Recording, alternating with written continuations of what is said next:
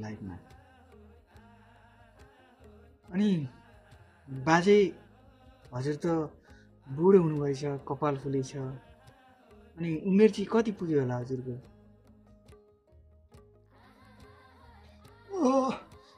बाबु नानी उमेरको कुरै नगर्नुहोस्। अब कपालको त झन् के कुरा गर्नु, बुढेसकाल लागेपछि त सिद्धि भइहाल्दो रहेछ।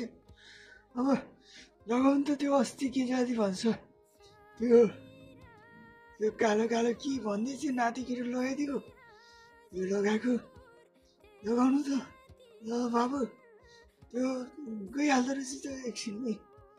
अरे बाबु अब उमेरको के कुरा गर्नु बाबु, उमेर त अब त्यही हो 2005 सालमा अब जन्म भएको थियो। अब त्यही अनुसार अब बाबुले हिसाब गर्नु